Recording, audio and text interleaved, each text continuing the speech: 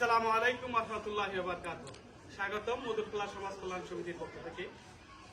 একটি নির্দিষ্ট লক্ষ্য অর্জনের লক্ষ্যে অনেকগুলো চরিত্র একত্রিত বা সমবেত হয় এবং সেই লক্ষ্য অর্জনের লক্ষ্যে বিভিন্ন কর্মকাণ্ডের সাথে নিয়োজিত নামই হচ্ছে সংগঠন। আর আমাদের এই মধুরখোলার সংগঠন প্রথম কাজই হচ্ছে মানবতার কল্যাণে কাজ করা, পাশাপাশি ধর্মীয়, সামাজিক এবং খেলাধুলার মান উন্নয়ন করা। আজকে আমাদের মাঝে দুইজন ব্যক্তি মধুরখোলা সমাজ কল্যাণ সমিতির আজীবন সদস্য হওয়ার জন্য আবেদন করেছেন। প্রথমেই আব্দুল হাতিম মামা পিতা হাসিম আলী এবং দ্বিতীয় আমার ছোট ভাই ইমানুল হাসান পিতা আব্দুল সাত্তার।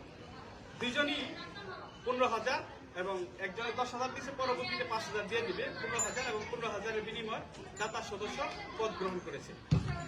এই জন্য তাদের দুজনের জন্যই আমরা একটা করতালি।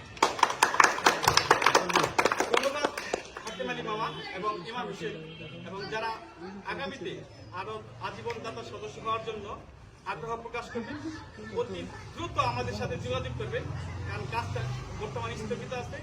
আমরা চাচ্ছি অতি শীঘ্রই আগামী বিশ্বকাপ আমাদের এই ক্লাবের বৈশাখ সবাই একসাথে সমন্বিত হয়ে আমরা দেখব এবং বড় টিভি হোক যাই হোক সবাই দেখার জন্য পর্দার ব্যবস্থা করে যেন দেখতে পারি এবং মানবিক কাজ যেন আরো বেশি বেশি করতে পারি।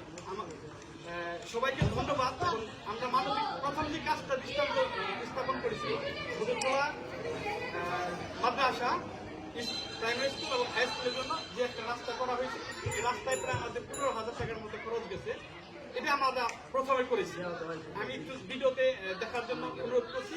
ধন্যবাদ সবাইকে। একটু দেখাই যে আমরা কতটুকু কাজটা করেছি আর আমাদের ক্লাবের যে অবস্থা কতটুকু পর্যন্ত কাজ। এই কাজটা আমরা মোটামুটি করছিলাম, সুন্দর ছিল, কিন্তু এই বৃষ্টির কারণে এখান দিয়ে আবার ভেঙে গেছে, ড্রেনে মাটিগুলা চলে গেছে। এবং ভবিষ্যতে এটার জন্য কার্পেটিং বা যা করার লাগে আমরা এই মধুরখোলা সমাজ কল্যাণ সমিতির পক্ষ থেকে এটা আমরা করব। এবং বর্তমান যে কাজের অবস্থা, এখানে বিম হবে, গ্রেড বিম পর্যন্ত হয় নাই। গ্রেড বিমে মোটামুটি 1 লক্ষ টাকা লাগবে এবং মাটি ভরাট করলে মোটামুটি একটা অবস্থা হবে।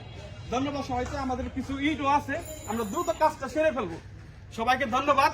দাতা সদস্য হওয়ার জন্য সবারই আগ্রহ জানাবেন, এটাই ব্যক্ত করছি। ধন্যবাদ সবাইকে। আসসালামু আলাইকুম।